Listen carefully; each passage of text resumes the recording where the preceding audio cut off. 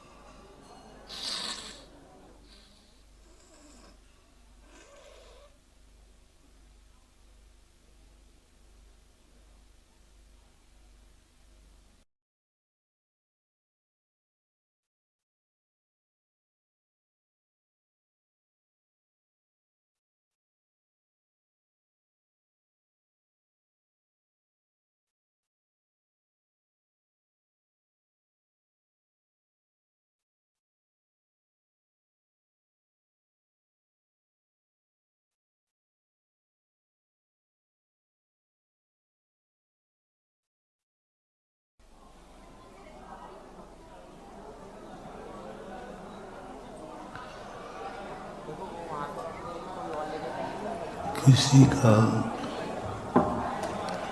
कहीं पर जन्म हो जाना कोई बड़ी बात नहीं, कभी कहीं पर किसी का मरण हो जाना कोई बड़ी बात नहीं, लेकिन इसके बीच की जो जिंदगी है वह जीना एक कला है, साधना नहीं, तपस्या नहीं। जिंदगी तपस्या से नहीं जी जाती है, तपस्या से तो जीवन का नाश किया जाता है, साधना नहीं की जाती। मंत्र जाप पूजा पाठ आदि ये सब जीवन जीने की कला नहीं है, संसार में जीने की कला नहीं है, ये तो संसार मिटाने की कला है। पूजा से हमारा संसार नहीं बनेगा, संसार मिटेगा, मोक्ष का रास्ता खुलेगा। दो चीजों पर विचार करना है। संसार में अच्छी तरह कैसे जिएं और हम संसार से कैसे पार हों। दो तरीके। संसार में रहें तो कैसे जिए और संसार से पार होना हो तो कैसे हो। तो धर्म तो संसार से पार करने के लिए है।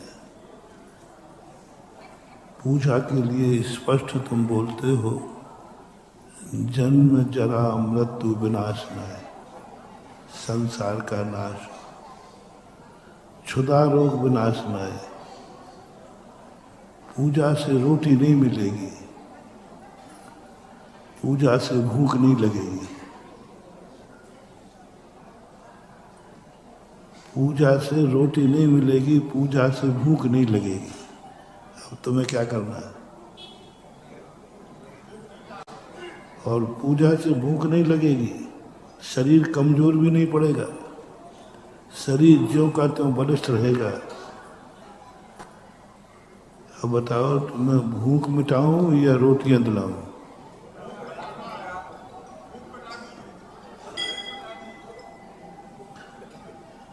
हाँ, भूखे रहने पर तुम्हारा कुछ मिटेगा नहीं, गड़बड़ नहीं होगा, तुम अकाल में नहीं मरोगे। अकाल में वो मरता है जिसको भूख लगती है और रोटी नहीं मिले। भूख लगे और रोटी नहीं मिले तो मर जाएंगे। हम तो ऐसी कला बता रहे हैं कि भूख लगेगी ही नहीं। हिम्मत हो तो आशीर्वाद लो। और महाराज जी फिर वो चाट पकौड़ी का आनंद बस यही है। एक चोर था, चोर अंधेरे में घुस रहा था, उसमें एक नया चोर भर्ती हुआ था। तो सरदार का पैर चोर रात में कहीं टकरा गया, टकराते ही वो जोड़ गया, बहुत जोर से लगी, अंधेरा बहुत है। तो नया चोर था, बोले सर लाइट जला दूं?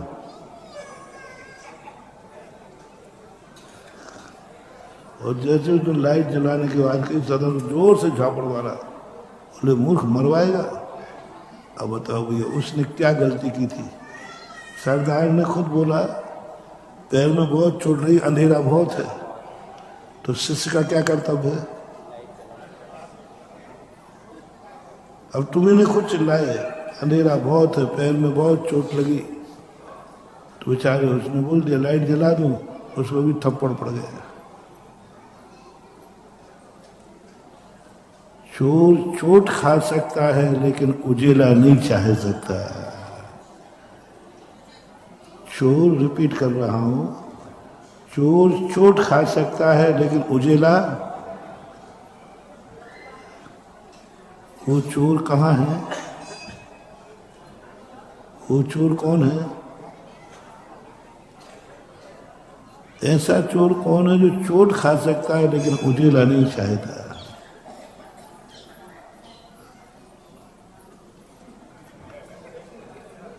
कोई उदाहरण सुना रहे हो तो ये मत समझना कि कोई लंदन की कहानी सुना रहे हैं। समझ लेना ये श्रोताओं पर ही भारी पड़ने वाला है, इसलिए तो उदाहरण दिया कि तुम भूख नहीं मिटाना चाहोगे। महाराज जी क्या करें, भूख लगती है, भूख लगती है इसलिए खाना पड़ता है। अब महाराज ये पापी पेट का सवाल है, यही बोलते ना, महाराज मैं तो पापी पेट को कमा रहा हूँ, पापी पेट का, चलो पापी पेट हमारे हवाले कर दो, अब तो छोड़ दो। महाराज क्या करूँ, भूख लगती तो खाऊंगा, चलो भूख की जिम्मेदारी मैं लेता हूँ, तुम्हें भूख नहीं लगेगी, आओ। तो महाराज फिर जिंदगी जीने का मजा ही क्या रहा? सीधा बोलो ना कि तुम भूख के लिए नहीं खा रहे हो, तुम मजे के लिए खा रहे हो। क्यों दुनिया को बुद्धू बना रहे हो? दुनिया को क्यों बुद्धू बना रहे हो कि तुम पेट भरने के लिए नहीं खा रहे हो, तुम मजे लेने के खा रहे हो, चटकारे लेने के लिए खा रहे हो। भूख सा तुम्हारा ताल्लुक नहीं है। भूख के साथ जो स्वाद है उसका आनंद है। रोटी का कभी आनंद नहीं आता, भोजन में आनंद नहीं आता, आनंद तो स्वाद में आता है। यदि नली से भोजन डाल दिया जाए तो उसमें आनंद नहीं है, भोजन तो है, शरीर तो चल जाएगा, भोजन हो जाएगा, लेकिन भोजन का आनंद नहीं आएगा। तो तो बस यही सीधी सीधी कहो ना, हमें भोजन नहीं चाहिए, हमें भोजन का आनंद चाहिए, इसलिए मेरी भूख मत मिटाओ, भूख बने दो, आप तो बस जो रोटी जो चाहे हम वो दिलवाते जाओ महाराज, इसी में हम खुश हैं। ये दो विचार बहुत कठिन हैं। एक महान आत्मा कहता है मुमुक्षु मुझे भोजन नहीं चाहिए, क्षुधा रोग विनाशनाय नैवेद्यम निर्वाम। धर्म कब करना? धर्म संसार का नाश ही करता है, चाहे गृहस्थ धर्म हो चाहे मुनि धर्म। धर्म कभी संसार की व्यवस्था नहीं बनाता। संसार की व्यवस्था बन जाती है वो बात अलग है, साथ में पुण्य का बंद हो जाता है बात अलग है, लेकिन धर्म का जो निर्माण हुआ है वह निर्माण संसार को मिटाने के लिए हुआ है। धरती उत्तमे सुखे देशयामी समीचीनम धर्मम कर्म वर्णम संसार दुखता सत्वान यो धरती उत्तमे सुखे।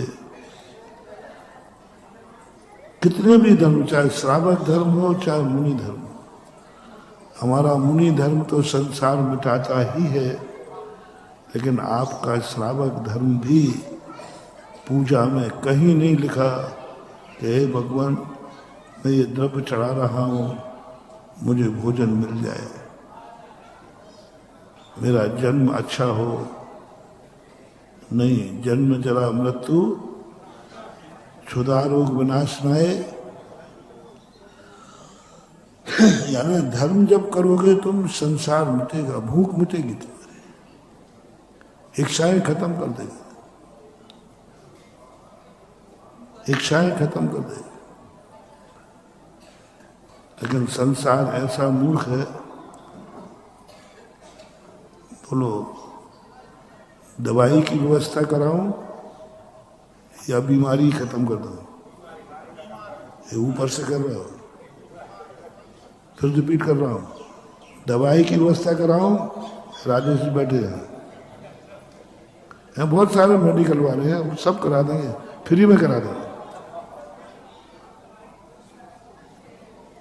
और दूसरी तरफ है रोगी मिटा दो, सदा तुम्हें दवाई मिलती रहेगी, ये काउंटर खुला है एक, तुम्हें कभी बीमारी होगी ही नहीं, ये काउंटर खुला है, दो में से एक मिलना है?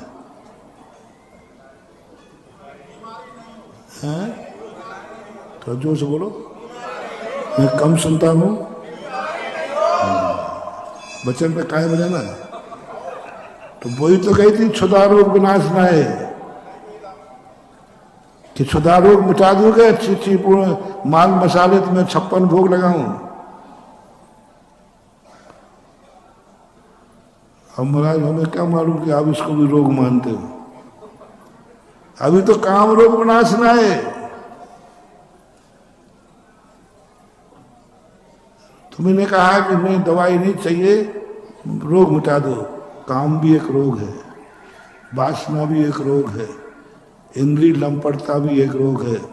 बोलो काम की वासना तुम्हारे अंदर खत्म करो या फिर काम भोग सामग्री में दिलाओ। हमारा जितना विश्लेषण हम लोगों को आता नहीं है, हम तो समझ रहे कि मलेरिया बुखार की बात कर रहे होंगे। नहीं नहीं, धर्म शास्त्रों की बीमारियां अलग हैं, धर्म शास्त्रों का नशा अलग है। व्यवहार में अपन शराब को नशा बोलते हैं, और धर्म शास्त्र में मोह महामद यो अनादि, मोह को भी नशा कहा। हम एक दूसरे वस्तु को चाह रहे हैं, यही नशा है। धर्म शास्त्रों में जितने भी अपन क्रियाएं करते हैं संसार की, वे सब रोग हैं। रोटी खाओ तो भी दवा है, इंद्रियों के विषय भोगो तो भी वह दवा है, मकान बनाओ तो भी वो सुरक्षा की दवा है, कपड़े पहनो तो वो भी दवा है, जो कुछ भी दुनिया में करते हो सब दवा। पूज्य वर्मा स्वामी महाराज ने कहा जिस चीज का प्रतिकार किया जाए वह सब रोग है, और इंद्रियों के विषय सब बीमारी है। अब मैं तुम्हारी बीमारी मिटाऊं तो तुम उस चोर जैसे मरवाएगा क्या, लाइट जलाएगा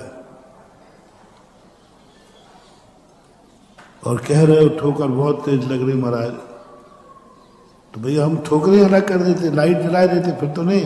बोले महाराज मरवाओ बस लाइट जला करके। कैसा जीवन है। इसलिए पहले नंबर के व्यक्ति आप चयन कर लें कि यदि आप धर्मात्मा बनना चाहते हैं तो धर्म रोटी नहीं देगा, भूख मिटा देगा। धर्म दवाई नहीं देगा, रोग मिटा देगा। धर्म संसार नहीं देगा, संसार से ऊपर उठा देगा। धर्म जन्म नहीं देगा, जन्मातीत बना देगा। तुम्हें जो सुख मिलता है इन सब चीजों में सुख नहीं होगा, ऐसी दशा को तुम्हें पहुंचा देगा।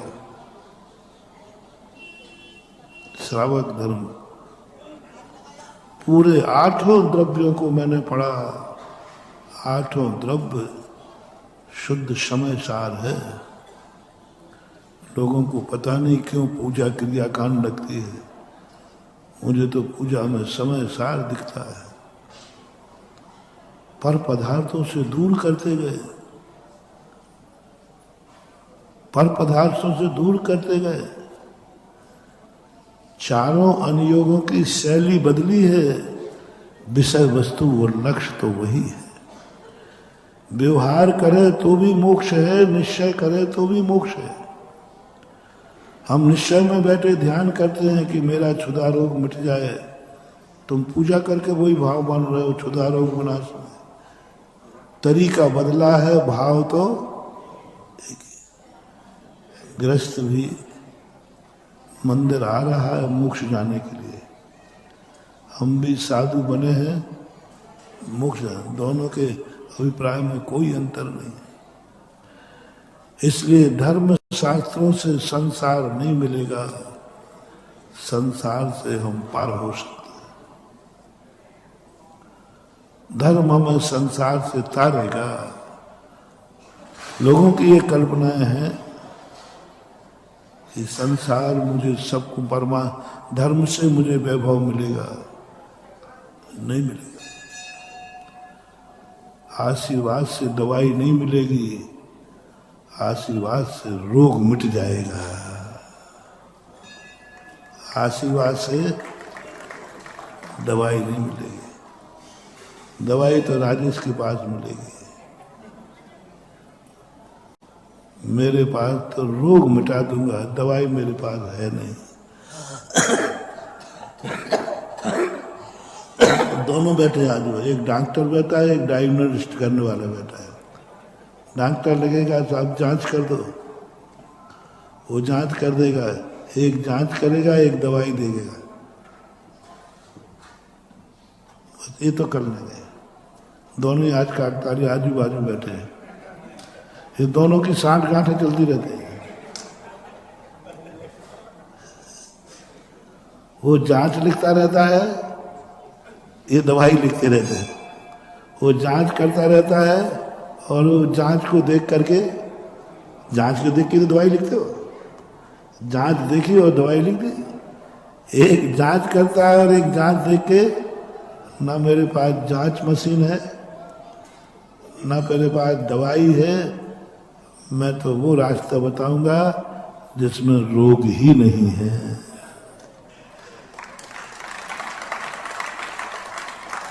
मेरे पास रोटियां नहीं है, मैं कहाँ तक तुम्हें रोटी दूं? मेरा ही इंतजाम नहीं, तुम्हारा क्या कहूँ? तुम भूखे आ जाओगे महाराज जी, कहीं रोटी का।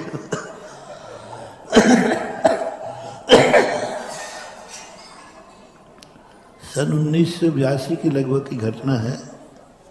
नैनागिरी। रात के 10-11 बजे कोई मुसाफिर राहगीर बैलगाड़ी लेकर के चल रहा होगा, रात हो गई, 12-1 बजा होगा, कोई नहीं था। हम संग लोग बाहर, आचार्य महाराज सब संग के बाहर ऐसे आंगन में सब लेटे हुए थे। वो आया, कोई मुझे पानी दे दो, कोई मुझे पानी दे दो, मेरा बच्चा बहुत प्यासा है। तालाब का पानी गंदा होता है, उन्हें क्या पता कि बाबा जी यहाँ ऐसे बैठे हैं जो पानी भी नहीं पिला सकते। और खूब चिल्लाया, हम लोग सब रात में मौन, कहाँ से पानी देवे। ब्रह्मचारी लोग थे, उनको जगाया, उठे, कमंडल में गर्म पानी प्राशक रहता है, हमसे तुम पानी मांगोगे तो मैं क्या करूं, आई एम सॉरी प्लीज, मैं पानी भी नहीं पिला सकूंगा। अधिकारी नहीं है वो। 15 मिनट तक चिल्लाता रहा और हम सुनते रहे, सब लोग सब बैठ गए, और लेटे थे तो बैठ गए और बैठ गए, लेकिन कोई पानी देने को तैयार। आचार्य महाराज थे, हमसे अब क्या करें। वो पानी मांग रहा, कमंडल में पानी है, लेकिन हम दे नहीं सकते। और वो अनजाना व्यक्ति है, वो कमंडल उठा के पी नहीं सकता। तुम लोग होते तो पट्टा, अरे मांगते मांगते रहे, अपने बाबा जी के कमंडल है,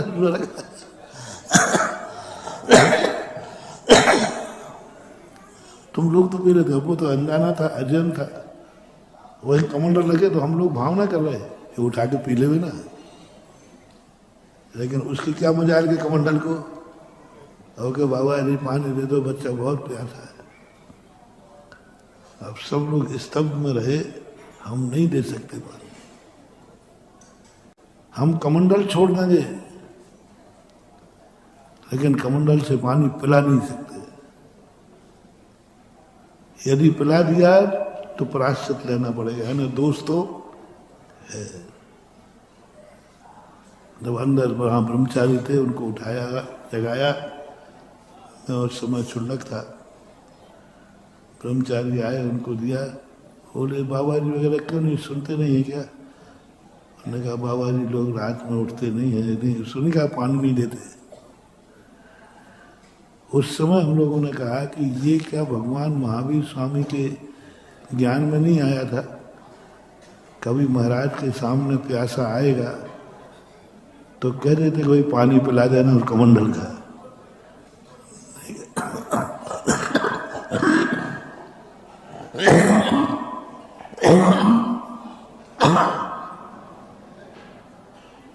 यदि करुणा करके पिला भी दिया तो प्रशंसा नहीं मिलेगी, प्रायश्चित मिलेगा। ये नहीं मिलेगा कि अच्छा किया, प्यासा था पिला दिया, और तुम पिलाओगे तो तुम्हें प्रशंसा मिलेगी। अच्छा हुआ तुमने पानी पिला दिया, और वही पानी मैं पिलाऊं तो नहीं, अच्छा नहीं किया तुमने, पिला दिया, प्रायश्चित करो। तो भैया हमारे पास तो पानी का भी इंतजाम नहीं है। हम तो वो रास्ता बता देते हैं कि प्यास ही नहीं लगे, भूख ही नहीं लगे। मैं तुम्हारे लिए शादियां नहीं करा सकता हूँ, महाराज हमारी शादी हो जाए। कौन सा भक्तांबर का श्लोक पढ़े, कौन सा जाप करे, कौन सा विधान करे, सुन करके मैं महावीर राय भगवान निपटाओ इस केस को। नहीं करा सकते, हम नहीं दे सकते आशीर्वाद।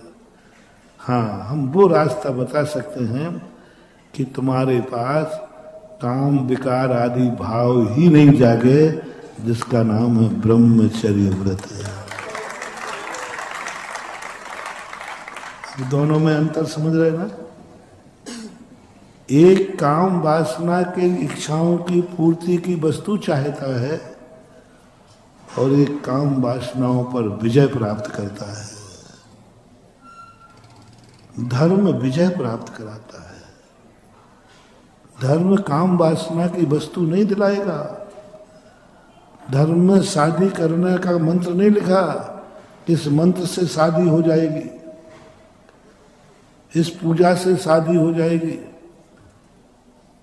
8 द्रव्य में से कौन सा द्रव्य चढ़ाऊं कि शादी हो जाए? आप लोग पूजा करते हो? संजय पूजा तो करके आए हो। 8 द्रव्य में कौन लगा जिसमें शादी हो जाती तो चढ़ा देना। पर ताम्बाण विध्वंसनाए पुष्पम, वाह क्या है, ये है जैन धर्म। कितनी बड़ी बात है। सारे जगत में इच्छा पूर्ति वाला धर्म है और जैन धर्म कहता है इच्छाओं की पूर्ति नहीं कराऊंगा, इच्छाएं ही समाप्त कर दूंगा। कितना अंतर समझ रहे हो ना? थोड़ा विषय सूक्ष्म है लेकिन सरल कर रहा हूं। इच्छा पूर्ति कराने वाला धर्म और इच्छाएं खत्म कराने वाला धर्म, दोनों में अंतर समझ में आ रहा? जैन दर्शन इच्छाएं समाप्त करता है, इच्छा निरोधो तपः। और सारे दुनिया के लोग कहते हैं इच्छा पूर्ति, आओ मैं तुम्हारी इच्छाओं की पूर्ति करता हूं। जैन धर्म कहता नहीं, इच्छाएं समाप्त कर दो ना, पूरा मार्ग इच्छाएं समाप्त करना। हम लोग उपवास करते हैं इच्छा पूर्ति के लिए, धीरे धीरे ये भोजन छूट जाए। और सबसे बड़ी तो हमें बताते आचार्यों ने, ग्रस्त के लिए जो जो ग्रस्त चाहता है वो कोई वस्तु नहीं दिलाई, कोई वस्तु नहीं दिलाई। बस तुमसे ये कहा है तुम्हें उस चीज की जरूरत ही नहीं पड़ेगी। मुझे इस चीज की जरूरत पड़ेगी तो फिर क्या करूंगा मैं? कोई बात नहीं, मैं मार्ग बताता हूं, तुम्हें जरूरत ही नहीं पड़ेगी। ये है जैन दर्शन। बच्चे की इच्छा की पूर्ति करना और बच्चे को ऐसा बना देना कि उसको वैसी इच्छा ही ना हो, इसी को बोलते संस्कार। बच्चे को शराब पीना है, इच्छा पूर्ति का कोई अंत नहीं आएगा। एक बार इच्छा पूर्ति करे ना तो कहां तक उतर जाओगे तुम? शराब पे उतर जाओगे। शराब पीने वाला भी नरियल लेके आएगा, क्योंकि यहां लिखा है इच्छा पूर्ति भगवान। क्या लिखा मंदिर के बाहर है? तो शराबी क्या कहेगा? बाबा जी ये नरियल पकड़ो। क्यों? आज भाई देखो, अपनी अपनी इच्छाएं हैं। शराबी की इच्छा क्या है? तुम्हारी इच्छा पानी की थी, तुम्हारी इच्छा थी कि मुझे प्यास लगी पानी चाहिए, उसकी इच्छा थी मुझे शराब चाहिए। बताओ इच्छाओं का अंत कितना है? रावण आ गया तो बोले भगवान आप इच्छा पूर्ति हो, सीता चाहिए। वो नरियल लेके आ जाएगा और क्या, 2 नरियल ले आएगा। भगवान बाहर इच्छा पूर्ति लिखा है, इस दरवाजे हर व्यक्ति की इच्छा पूरी होती है। मुझे सीता चाहिए, ये मेरी इच्छा है। अनर्थ बोलो कितना होगा? क्या इच्छाओं को कोई सीमित कर सकता है? अनंत इच्छाएं, बुरी भी इच्छा है और अच्छी भी इच्छा है। इस जैन दर्शन ने कहा नहीं, मैं कोई इच्छा की पूर्ति नहीं करता हूं, मैं तुम्हारी इच्छाओं को ही समाप्त कर सकता हूं। यदि तुम्हारे मन में ये भाव है मैं मजबूर हूं, इच्छाएं उठती हैं, इसलिए मुझे लो मैं एक मंत्र देता हूं, तुम्हारी इच्छाएं खत्म हो जाएंगी। जब तुम्हारे मन में ये भाव आ जाए कि मेरी इच्छाएं खत्म हो जाएं, बस समझ लेना तुम सम्यक दृष्टि होने के योग्य हो गए। इच्छाओं की पूर्ति नहीं, रिपीट कर रहा हूं, समझना। मेरी हर इच्छा की पूर्ति हो जाए और आज मेरी इच्छाएं पूर्ण हो जाए, फिर मैं बाबा जी बन जाऊंगा। होने ही नहीं, होने नहीं, नहीं, मेरी इच्छाएं समाप्त हो जाएं। अब बात पते की आई। महाराज जी मेरी इतनी आप कर दें कृपा कि मेरी इतनी इतनी इच्छाएं हैं, यदि ये पूरी हो जाए तो हम पर बाबा जी बन जाएंगे। बस इतनी सी इच्छाएं हैं, नहीं बन पाओगे। आज तक कोई नहीं बना, और कभी धर्म मार्ग में आना भी मत। इच्छा पूर्ति के लिए कभी धर्म मत करना, होगी नहीं इच्छा पूर्ति। जब तुम्हारे मन में तुम जैन दर्शन को समझ रहे हो, जैन दर्शन तुम्हारी आत्मा में उतर जाएगा, जैन धर्म के तुम योग्य हो, तो मैं फर्स्ट एड सूत्र दे रहा हूं। क्या इच्छा पूर्ति करने का भाव आ रहा है कि इच्छा को समाप्त करने का भाव आ रहा है? फैसला करो। अभी मैंने सम्यक दृष्टि बनाया नहीं है। एडमिशन करा रहा हूं। जैन धर्म में जिनको फर्स्ट एड एडमिशन लेना है, जैन जाति में नहीं, जैन धर्म में, क्या कभी तुम्हारे मन में इच्छाओं की पूर्ति का भाव आया है? आप जैन धर्म के योग्य नहीं, आपका रजिस्ट्रेशन कैंसिल। कभी आपको ये भाव आया है मेरी इच्छाएं समाप्त हो जाए? पूर्ति और समाप्ति में अंतर समझ रहे हो ना? बहुत अंतर। मेरी इच्छाएं समाप्त हो जाए, मुझे नहीं चाहिए पुण्य, मुझे नहीं चाहिए पुण्य, मैं पुण्य से उब गया हूं, मैं खाते खाते उब गया हूं। लोग भूखे होकर के थक रहे हैं और हम खाते खाते थक रहे हैं। क्या बात है महानुभाव, अंदर की बात। लोग भूख से तड़प रहे हैं, हम खाते खाते थक गए। अच्छा भोजन, रूखा भोजन नहीं।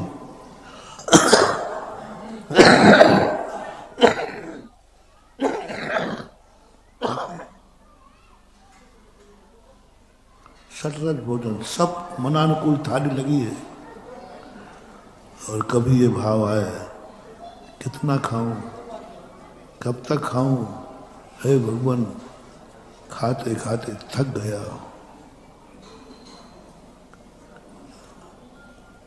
बस खाते खाते थक गया हूं, अब मन नहीं होता। संसार में कितना करूं, थक गया हूं, हर पुण्य से थक गया हूं। कितना जोड़ूं, धन कमा के थक गया हूं। कितना भोगूं, भोगों से थक गया हूं।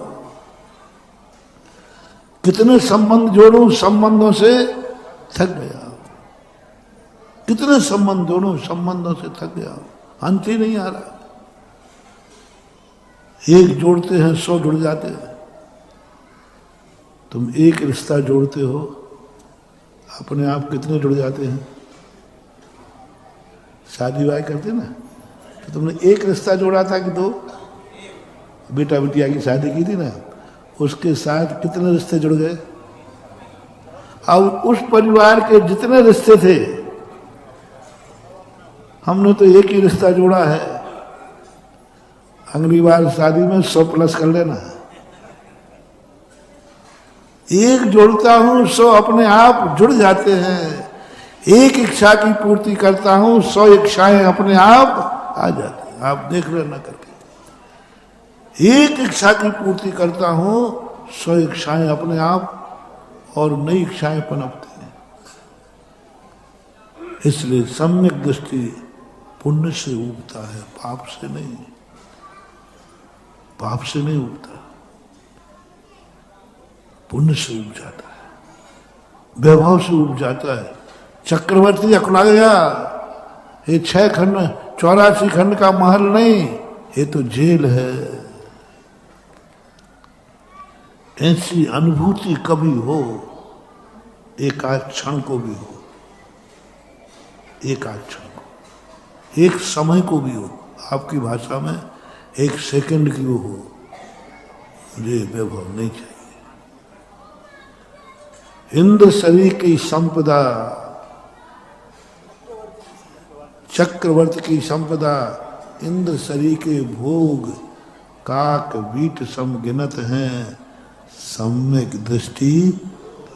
क्या बात है, कहाँ भटक रहे हो, कहाँ धर्म है, कहाँ धर्म है, कैसा है धर्मात्मा। मुझे नहीं लगता कि इस पंचम काल में लोग धर्म की तो बात छोड़ो, शायद धर्म के किनारे भी नहीं पहुंच पाए। चक्रवर्ती की संपदा, इंद्र शरीर के भोग। चक्रवर्ती की संपदा कितनी है? अक्षय निधियां हैं। और इंद्र शरीर के कैसे गिनता है? काक बीट। दुनिया के सारे मल किसी ना किसी काम में आते हैं, लेकिन कौआ का बीट किसी काम में नहीं आता। काक बीट सम गिनत हैं, सम्यक दृष्टि लो। ये अनुभूति कभी आ जाए, कभी आकुलित मन हो जाए, सब कुछ मिलने के बाद, सब कुछ उपलब्ध होने के बाद मन आकुलित हो जाए, नहीं थक गया हो। पूज्य गुरुदेव ने एक पंक्ति लिखी है सम्यक दृष्टि की। संसार सागर में तैरते तैरते हाथ भराए हैं प्रभु। संसार सागर में तैरते तैरते हाथ भराए हैं प्रभु। अब और नहीं छोर चाहिए, अब घोर नहीं घोर चाहिए, और नहीं। संसार सागर में तैरते तैरते हाथ भराए हैं प्रभु। अब और नहीं, क्या चाहिए? छोर चाहिए, अंत चाहिए। बहुत देख लिया, बहुत भोग ली जिंदगी में, सब अच्छे अच्छे या ऐसी कर ली, कुछ नहीं मिला। जो का त्यों खाली का खाली। ऐसी अनुभूति जब तुम्हें आ जाए, समझ लेना तुम आसन भव्य हो। बहुत जल्दी तुम्हारी काल लब्धि पकने वाली है। तुम बहुत जल्दी अनंत सुख को प्राप्त कर लोगे, पर ऐसा परिणाम आ जाए तब। इसलिए अभी 2 दिन से जो मैं प्रवचन दे रहा हूं, धर्म का नहीं दे रहा हूं, तुम्हारी मर्जी का दे रहा हूं, इच्छा पूर्ति का दे रहा हूं। धर्म से तो इच्छा पूर्ति नहीं होगी,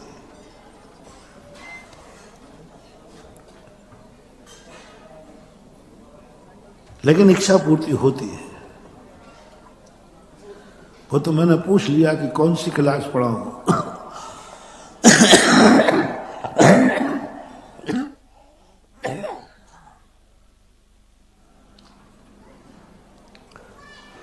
संसार छूट जाए या संसार संभल जाए। संसार छूट जाए या संसार व्यवस्थित हो जाए, इसलिए मैंने पूछा।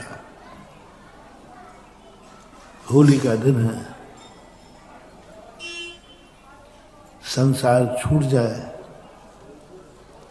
ऐसा करके आए हो तो, अरे महाराज जी हम ना आपके पास आए हैं और ना मंदिर आए हैं। वो वहाँ होली में गड़बड़ होता है ना, उससे बचने के लिए आ गए कि यहाँ सुरक्षित रहेंगे, कोई गुलान नहीं लगे। 2 ही काम हो जाएंगे, गंदगी से बच जाएंगे और भगवान महाराज के। इसलिए मैंने पूछा है कि तुम संसार मिटाना चाहते हो समाप्त करना चाहते हो, संबंध तोड़ना नहीं, छोड़ना। संबंध कभी तोड़ना नहीं। संबंध तोड़ने में और छोड़ने में अंतर है। धर्म कभी संबंध तोड़ना नहीं सिखाता, संबंध छोड़ना सिखाता है, तोड़ना नहीं। संसार से भी संबंध तोड़ना नहीं, छोड़ना है। घर गृहस्थी से संबंध तोड़ना नहीं, छोड़ना है। परिवार से संबंध तोड़ना नहीं, संबंध, कपड़े लत्तों से संबंध तोड़ना नहीं है, संबंध छोड़ना है। तोड़ना मजबूरी है, तोड़ना द्वेष है, तोड़ना में कसाय है, छोड़ना वैराग्य है, छोड़ना धर्म है, छोड़ना हमारा भेद विज्ञान है। ये वस्तु है।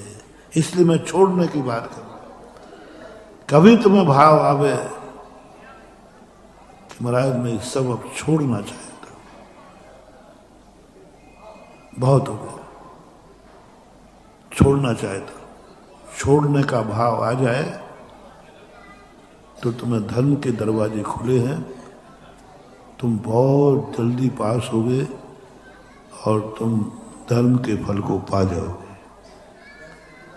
कितने लोग होली पर यहाँ या जो घरों में लाइव में सुन रहे हैं, इस संसार की हर वस्तु को, हर संबंध को छोड़ने का मन बना लिया है,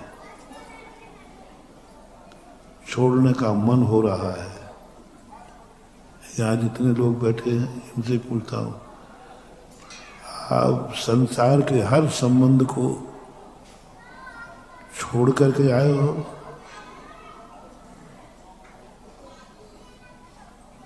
कर देना तो नहीं, तो हम दूसरा उपदेश देंगे। कितने परसेंट लोग हैं जो संसार छोड़ना चाहते हैं? 1% भी नहीं। हर व्यक्ति कहता महाराज मेरे संबंध और अच्छे बने रहें। माँ बाप से संबंध छोड़ना है कि माँ बाप से अच्छे संबंध बने रहें। पति पत्नी से संबंध छोड़ना है कि ये संबंध अच्छा बना रहे। रिश्तेदारियों से संबंध छोड़ना है, यह संबंध बना रहे। धन दौलत से संबंध छोड़ना है, यह संबंध बना रहे। इच्छाओं से संबंध छोड़ना है, यह संबंध बना रहे। तो में से कोई एक निर्णय करना है।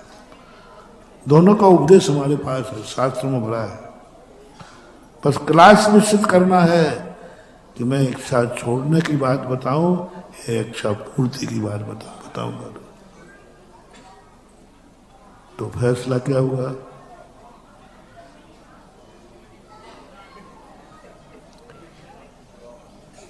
इच्छाएं छोड़ना, संसार छोड़ना, घर घर सब में छोड़ना लगेगा। जो जो तुम्हारे पास है सब में छोड़ना लगेगा। कपड़े भी में भी तो छोड़ दो भाई। छोड़ने का अर्थ है छोड़ना।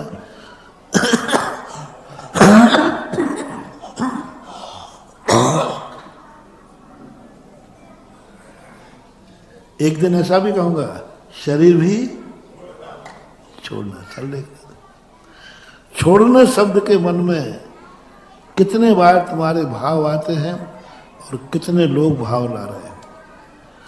आज इस सभा में कौन है जो सब छोड़ना चाहता है?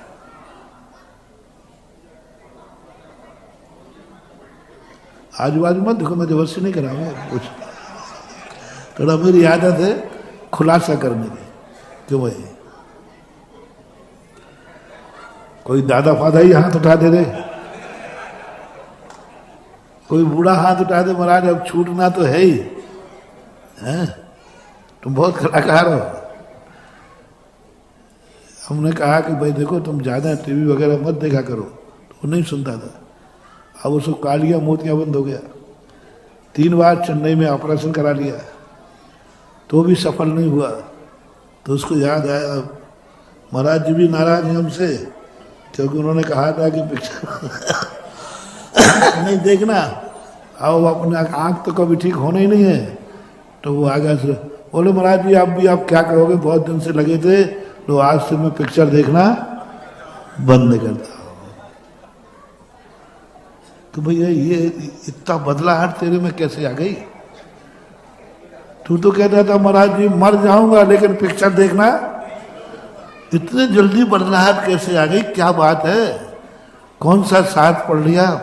किस गुरु का प्रवचन सुन लिया? पता चला कि 3 बार ऑपरेशन वो फेल हो गया। चलो कोई बात नहीं, 3 बार ऑपरेशन पे फेल होने के बाद ही चढ़ा तो दो। कम से कम मर रहे हो, छूटना है तो छोड़ दो। ओह, ऐसे ऐसे लोग मैंने देखे, छूट रहा है। डॉक्टर ने कह दिया कि तुम मरना निश्चित हो चुका है, तो भी हम उनसे 2 शब्द नहीं कहलवा पाए। ठीक है महाराज, मैं आज से सब कुछ संबंध तोड़ता हूँ, छोड़ता हूँ। आज के बाद मेरा कुछ नहीं आत्मा के अलावा। मैं कह रहा हूँ सब छूट रहा है, डॉक्टर ने कह दिया मर रहे हो तुम, सब छूट जाएगा। छूट जाए तो छूट जाए, लेकिन छोड़ूंगा तो। ऐसे केस आते, डॉक्टर से रेफर्ड केस आते, डॉक्टर ने कह दी ले जाओ घर में सेवा करो, तो भी हम उनको छुड़ा नहीं पाते। पानी मुंह में नहीं जा रहा है तो भी नहीं छुड़ा पाते, छोड़ दो भैया, अब तुम पानी पी नहीं पा रहे हो। बहुत कठिन है, बहुत कम। इसलिए जब कैंडिडेट ही नहीं है तो मैं क्लास में क्या पढ़ाऊं, किसको पढ़ाऊं बताओ? धर्म की क्लास लगाऊं मैं तो कैसे लगाऊं? क्योंकि धर्म की क्लास में वो आवे जो समस्त इच्छाओं को छोड़ना। अब है ही नहीं कैंडिडेट।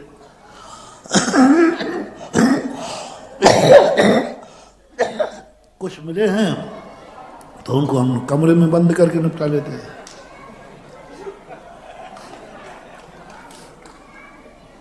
उसके लिए मंच पे आने की, इसलिए कमरे में जब पढ़ाता हूं तो इच्छा निरोधों का उपदेश देता हूं। अब स्टेज में कौन से कैंडिडेट हैं एडमिशन? इच्छा पूर्ति वाले। हाँ हाँ महाराज, इसकी क्लास पढ़ाओ आज से। आप बताओ फीस कितनी लेना है? अब तो तुम कुछ भी फीस दे दोगे बेटा। इच्छा पूर्ति की क्लास की फीस यदि मैं रख दूं, 1-1 लाख रुपया है एक प्रवचन का, लेकिन उसकी शर्त है तुम जो इच्छा करोगे। तो बोलो भाई कितने एडमिशन होंगे? 1 लाख हो जाए, 1,11,000 रुपया है।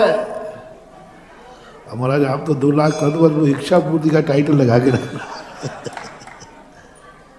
देखते हैं ना अपन, शांति धारा आ रही, बस इच्छा पूर्ति का होना चाहिए महाराज। पैसे का तो कोई सवाल ही नहीं, पैसा तो हाथ का मैल है महाराज।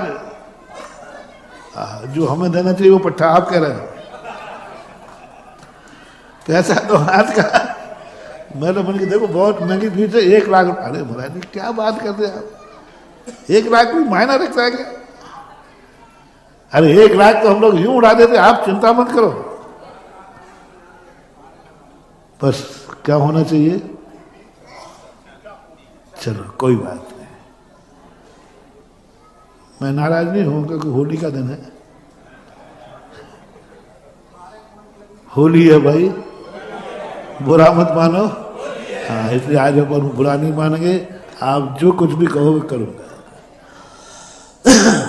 लो, जो 2 दिन से प्रवचन चल रहा है वो इच्छा पूर्ति का चल रहा है।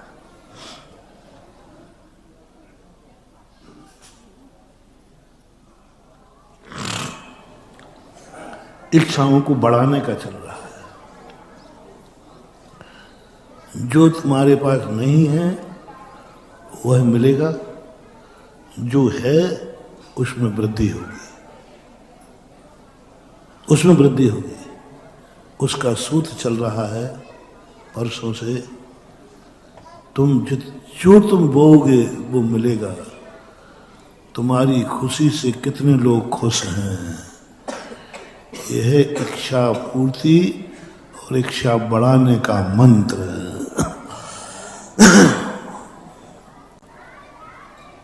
गेहूं चाहिए, फेंको गेहूं। सरसों चाहिए, सरसों फेंको। खुशी चाहिए, खुशी फेंको।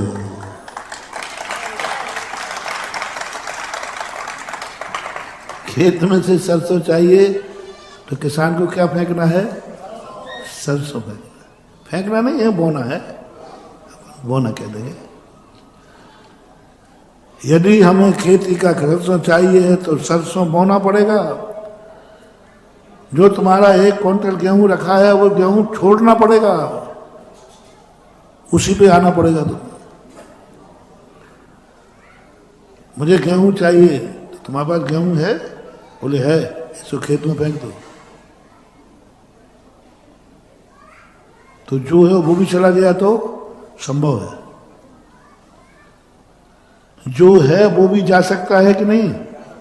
खेत में बोया भी जाए ही नहीं, ओला पड़ गया। लेकिन जब भी तुम्हारी इच्छाओं की वृद्धि होगी, खेत में गेहूं तो बोना ही, चाहे 10 साल तक तुम ठगे जा रहे हो।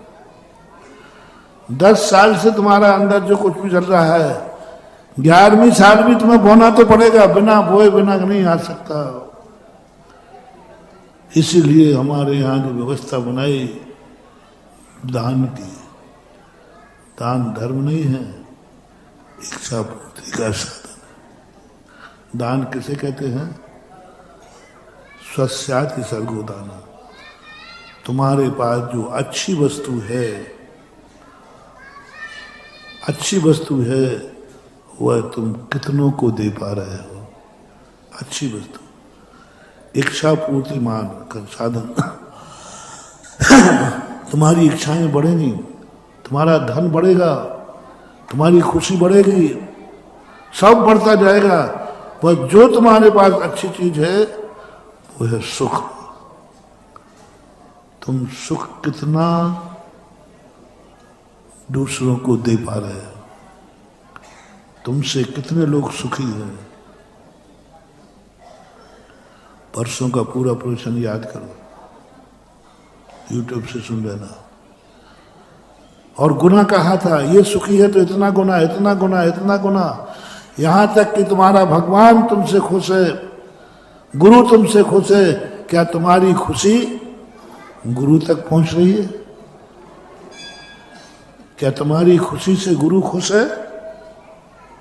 लो, अनंत भंडार भर देंगे, संभाल नहीं पाओगे।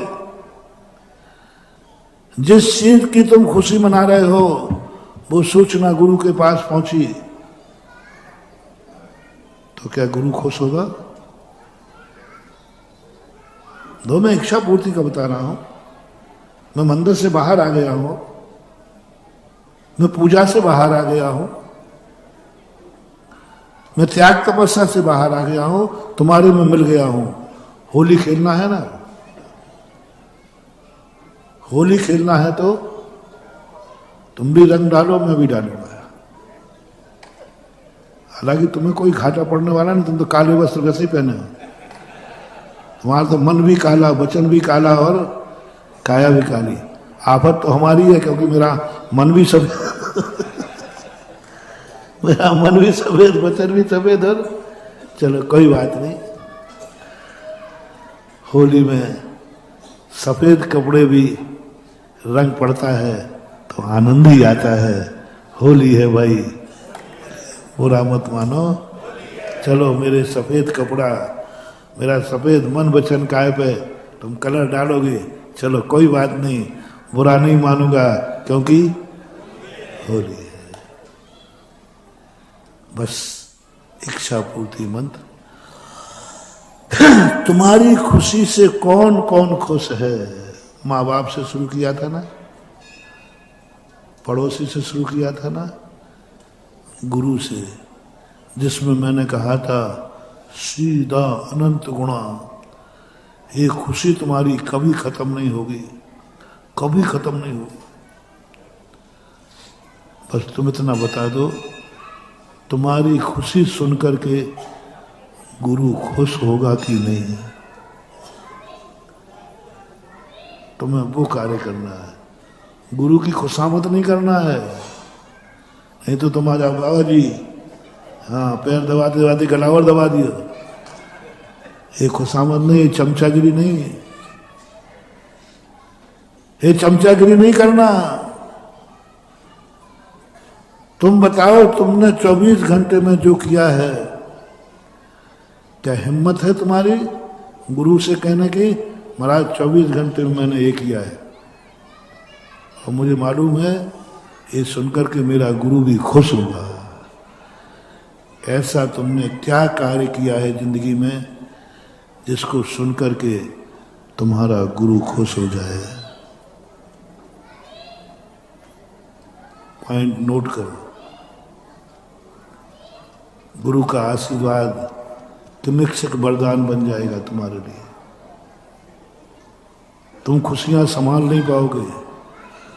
खुशियां तुम्हारा पता पूछेंगे कि फलाना व्यक्ति कहाँ रहता है, मुझे इसके आंगन में खुशियां बिखेरना है।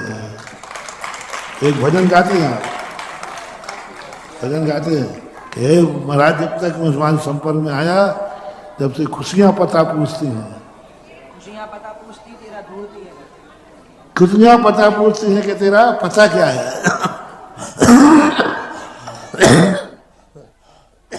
दुनिया खुशियों के पीछे घूम रहा है, दुनिया खुशियों के पीछे घूम रहा है। तुम गुरु बना लो बेटा, खुशियां तुम्हारे पीछे घूमेंगी। क्या बात है, यही प्रभु का, प्रभु से संबंध बनाने का यही तो आनंद है। क्यों बनाए हम प्रभु से संबंध? मुझे भगवान नहीं बनना है, वो मार्ग बंद हो चुका है। क्यों बनाऊं गुरु से संबंध? मुझे गुरु नहीं बनना है, वो मार्ग बंद कर चुके अपन। अब मंदिर आए कि नहीं आए?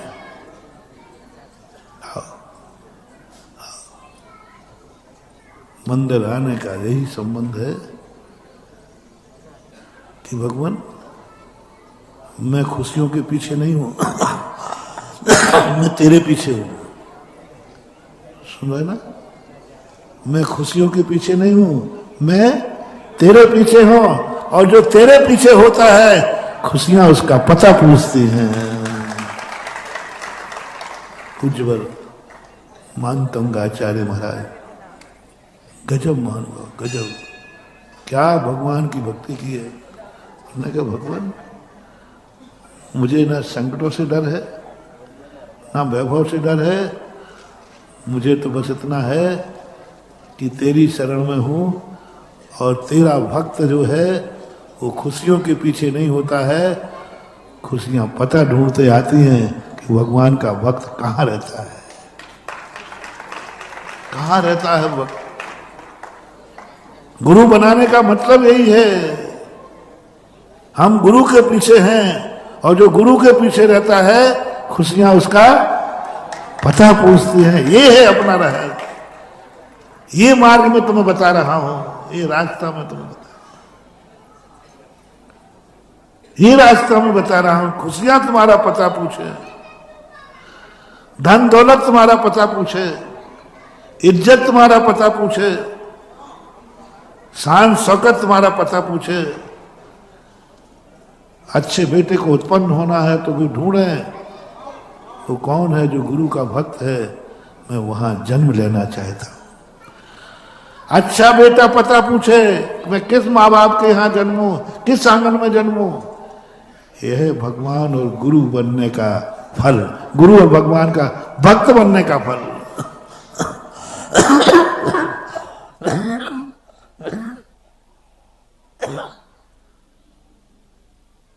भक्त बनने का फल है। तुम्हारे परिवार में हर चोखा आदमी ढूंढेगा मुझे ऐसा परिवार चाहिए, मैं ऐसा परिवार चाहता हूं। वो ढूंढेगा, तुम्हारे पास आएगा, क्योंकि तुम भगवान के भक्त हो, तुम गुरुओं के भक्त हो, तुम नमोकार मंत्र पढ़ते हो, तुम धर्म करते हो और धर्म का और भगवान के भक्त का अच्छे व्यक्ति पता ढूंढते हैं। मैं उस घर से संबंध बनाना चाहता हूं। दो व्यक्ति हैं, एक संबंध ढूंढ रहा है और एक संबंध बनाने वाले ढूंढ रहे हैं। तुम संबंध ढूंढ रहे हो और मैं कह रहा हूं तुम्हारे धर्म में सच्ची ताकत है तो दुनिया तुमसे संबंध बनाने के लिए तुम्हें ढूंढेगी। कहीं ना कहीं खोट है भक्ति में, कहीं ना कहीं से छल है भक्ति में, कहीं ना कहीं से हमारा मन कुटिल है। तुम लाख सौगंध दिखाओ, नहीं भगवान महाराज जी, भगवान की सौगंध, महाराज जी आपकी सौगंध है, हमारे मन में कुछ नहीं है, हम तो आपके सच्चे भक्त हैं, हमारे आपके अलावा कोई है ही नहीं, ये सब कुछ नहीं होता रे हमसे। मेरा थर्मामीटर है। तुम रिश्ते ढूंढ रहे हो कि दुनिया तुम्हें रिश्तेदार बनाने के लिए ढूंढ रही है। बस दुनिया तुम्हारे से संबंध जोड़ने ढूंढे, पता समझ लेना तुमने सच्ची भक्ति की है और तुम संबंध ढूंढ रहे हो तो अभी तुम रास्ते में हो। लगे रहो मुन्ना भाई। खुशियों के लिए हमें जाना पड़े, गुरु का भक्त होकर खुशियों को जाएगा, गुरु का भक्त होकर खुशियों को जाएगा। अरे खुशियां पता ढूंढेंगे। नमोकार मंत्र पढ़ने वाला, व्रत सच्चे व्रत पालने वाला गिड़गिड़ाएगा। शेठ सुदर्शन श्रावक सच्चा धर्मात्मा था, व्रती था, व्रत का पक्का था। फांसी की सजा भूल गई, वो गिड़गिड़ाया नहीं, भगवान से भी नहीं कहा। राजा ने कहा बोलो तुम क्या चाहते हो? मैं कुछ नहीं चाहता, मौन रहे। भगवान से भी नहीं कहा यदि मेरा व्रत सच्चा है, रिपीट करूं, मेरा व्रत सच्चा है तो खुशी मेरा पता ढूंढते हुए आएगी। सूली चढ़ रही है, चढ़ने का निर्णय हो चुका है, आदेश हो चुका है, लेकिन व्रत का सच्चा था। देवताओं का सिंहासन, उसने देवताओं को बुलाया नहीं, देवताओं को सिद्ध नहीं किया जैसे तुम सिद्ध करते फिरते हो। हे चैतपाल बाबा सिद्ध हो जाओ, हे पद्मावती देवी, हे मैया, कुछ नहीं रे। क्या है तमाशा मचा रखा? जिन्हें देव के भक्त हो, देवताओं के पीछे तुम घूमोगे? अरे तुम तो वो हस्ती हो जो देवता तुम्हारा पता पूछते हुए आएंगे कि वो व्यक्ति कहाँ रहता है। भक्तांबर में यही कहा पूज्यवर ने कि बेटा तुम मत घबराओ, तुम तो आदिनाथ में अपना मन लगाओ, आदिनाथ की भक्तियां करो, बचाने वाला तुम्हारा पता ढूंढते हुए आएगा, पता ढूंढते हुए आएगा। देवताओं के सिंहासन मिल गए, सुदर्शन सेठ कहाँ है? कहाँ है सुदर्शन सेठ? पता पूछ रहे हैं। जिन देवताओं के दुनिया माला फेरते हैं तो देवता कभी किसी के दरवाजे नहीं जाते हैं। आज वह देवता पता पूछ रहा है कि वो जिनेंद्र भक्त सुदर्शन सेठ कहाँ है? कहाँ है वो? बोले वो तो सूली पर है। लो वहां पहुंच गए, सूली सिंहासन हो गए। कभी तुम्हें ऐसी अनुभूति हो, मैं खुशी ढूंढने नहीं जाऊंगा, खुशी मुझे ढूंढेगी। मैं किसी से संबंध नहीं बनाऊंगा, दुनिया मेरे से संबंध बनाएगी। मैं किसी चुनाव में खड़ा नहीं होऊंगा, दुनिया मुझे चुनेगी। हाँ क्या बात है। चुनाव से ले लो, सुन रहे हो रे भिखारी हो? बोले हम ऐसे खिलाते, ओ मैया वोट हमें को दियो। काय का राजा है? जो वोट के सामने भिखारी बन रहा है वो राजा होने का अधिकारी नहीं हो सकता। राजा और भिखारी दोनों विरोधी हैं। राजा और रंग बोलते ना, राजा और रंग, जल और पानी। जो रंग है वो राजा नहीं हो सकता, और जो राजा है वो रंग नहीं हो सकता। तुम्हारा राजा तो चुनाव के पहले ही है, बोलो ना। तुम्हारी सरकार तुम्हारे द्वार, हाँ भिखारियों की सरकार मालिक के द्वार। तुम राजा हो, सच्चा राजा भीख नहीं मांगता, वोटरों के दरवाजे नहीं जाता, वोटरों के दरवाजे नहीं जाता, चुनाव में खड़ा नहीं होता, कंपटीशन नहीं करता। वोटर तो खोजते हुए आते हैं कि मैं अपना राजा उसे बनाऊंगा। वो अपना प्रस्ताव नहीं रख सकता कि मैं चुनाव में खड़ा हूं, जनता प्रस्ताव रखती है कि मैं उसे चुनता हूं। कितना अंतर आ गया? मैं खड़ा हो रहा हूं, नहीं, जनता कहेगी मैं उसे राजा बनाता हूं।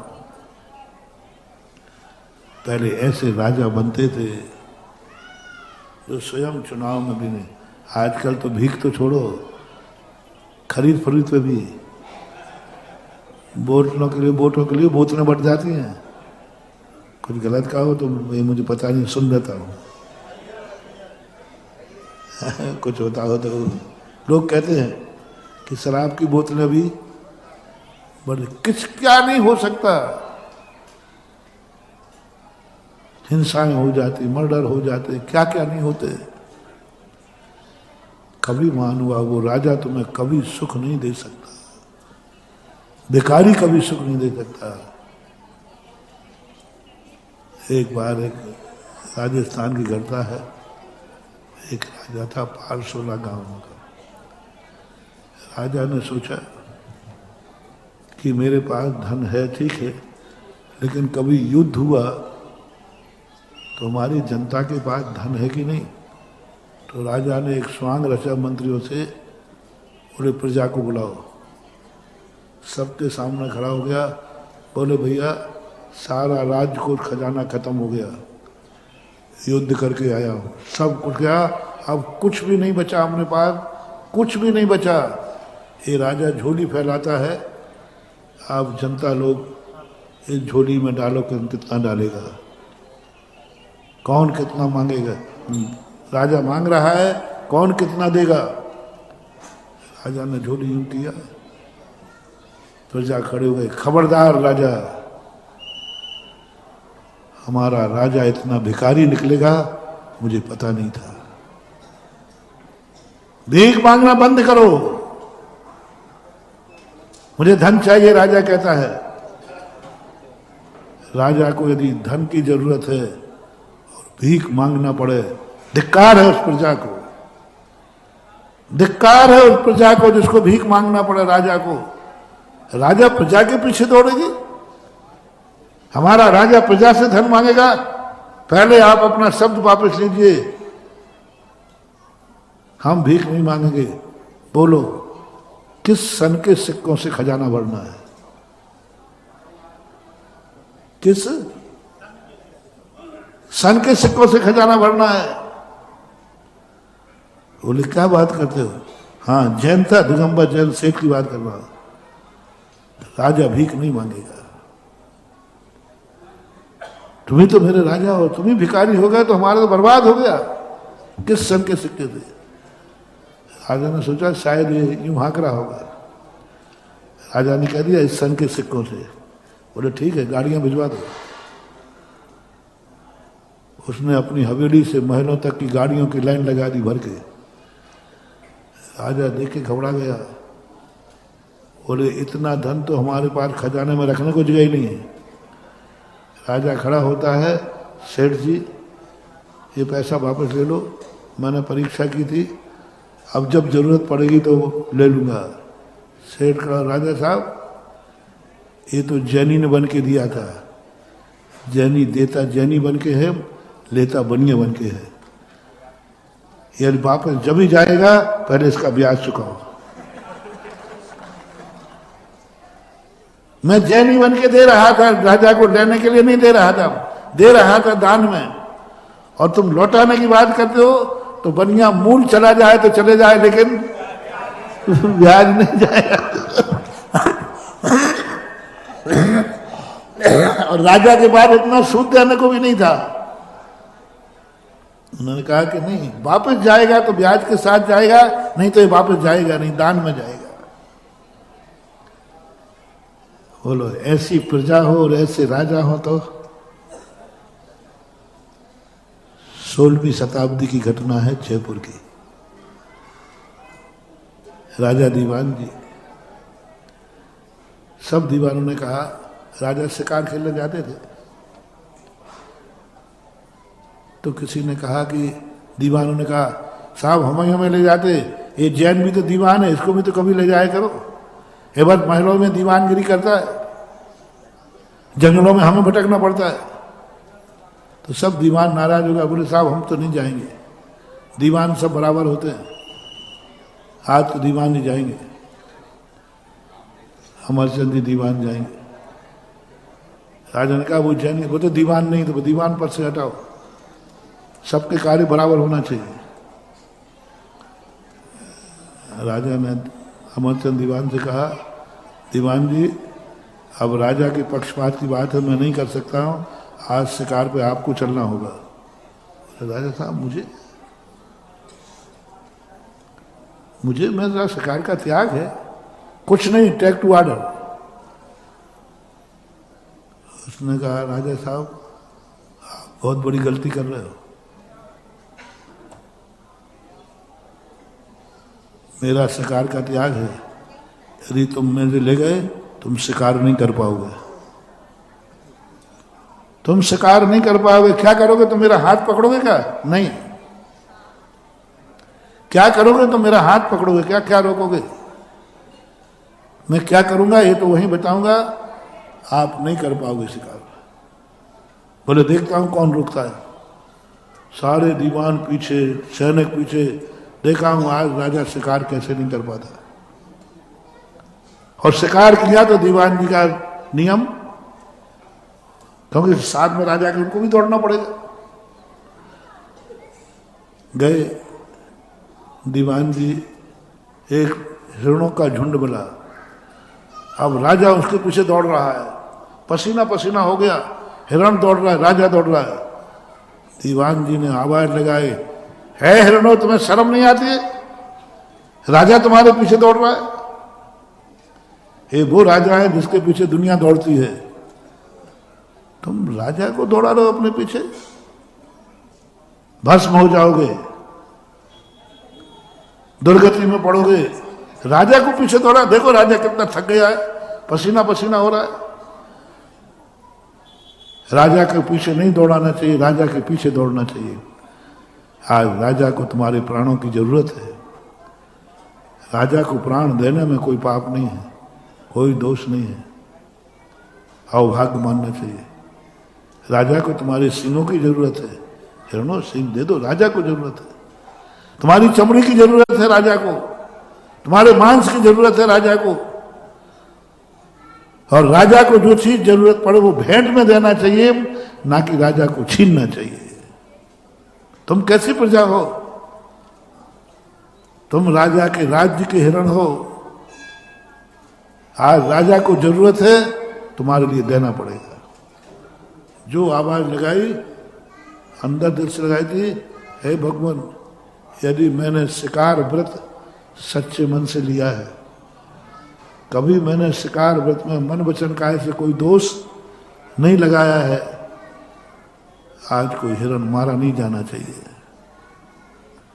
मेरे देखते, मेरी सहमति में हिरण को बता मारना पड़ेगा। बस भगवान, मेरे व्रत में आज परीक्षा हो जाए, मेरा व्रत कितना पक्का है। व्रत में बहुत बड़ी ताकत है मानो। खुशियां पता ढूंढती हैं, अपने व्रत का हान होना चाहिए। अग्नि नीर बन जाती है, तुम्हारे व्रत में दम होना चाहिए। बनी थी कि नहीं? सीता का अग्निकुंड क्या बन गया? किसके कारण? सारे हिरण रुके। वहां क्या रुके खड़े हो? राजा तुम्हारे दरवाजे आएगा कि तुम्हें राजा के पास आना चाहिए? सारे हिरण गर्दन झुका करके आ रहे हैं। राजा साहब, ये सारे हिरण आपके लिए समर्पित है। ये कह रहे हैं मेरे अवभाग्य हैं कि मेरे प्राण राजा के काम आ रहे हैं, मेरी बोटी बोटी राजा के काम आ रही है। समर्पण है। चलाओ तीर, चलाओ, उठाओ शस्त्र पे। ये प्रजा है तुम्हारी। प्रजा राजा के लिए समर्पित होती है। राजा जो चाहे कर सकता है। राजा के लिए कोई भी पाबंदी नहीं होती। यदि राजा चाहे तुम्हारा मकान एक्वायर कर सकता है कि नहीं? आज भी बोलो ना, कर सकता है। वही राजा करेगा। राजा के लिए कोई पाबंदी नहीं है, जो चाहे वह कर सकता है। तुम्हारा मकान ले सकता है कि भाई ये मकान चाहिए, एक्वायर करेगा। आप कुछ नहीं कर सकते, कोई कोर्ट नहीं है। इसलिए राजा आपके लिए समर्पित है। आप पसीना पसीना हो रहे थे। धिक्कार है प्रजा को तो राजा को इतनी मेहनत कराए। लेकिन राजा कहते दीवान जी मैं कैसे भी हूं, लेकिन क्षत्रिय हूं, शरणागत को नहीं मार सकता।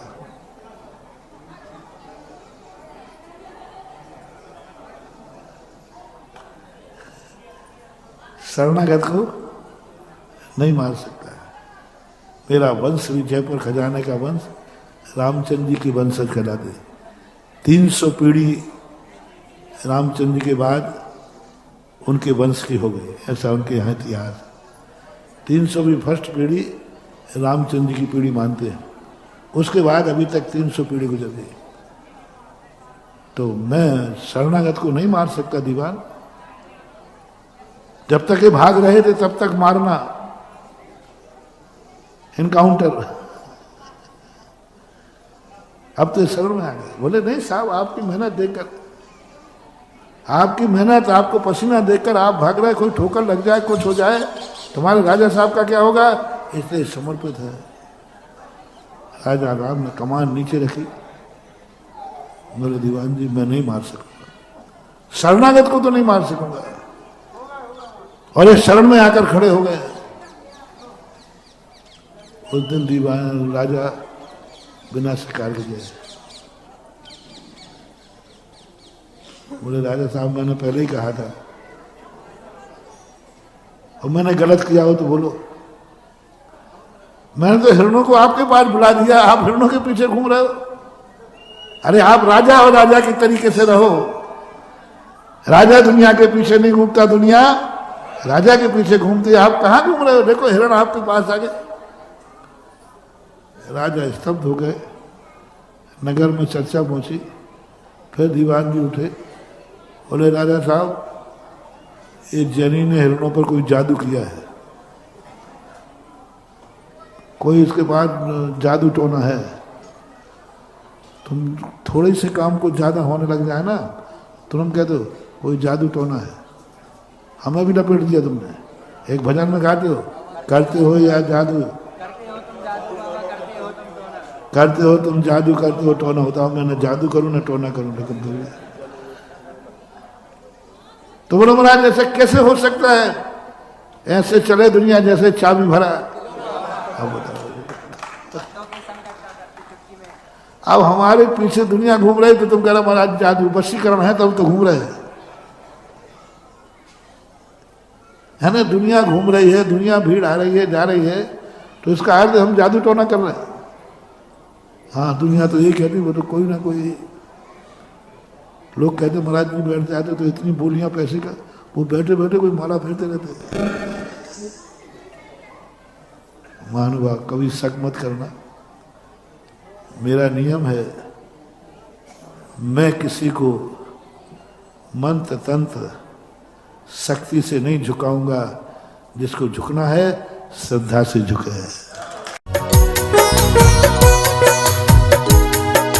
इस कार्यक्रम के पुण्यार्जक थे वंडर सीमेंट, फर्क नजर आएगा।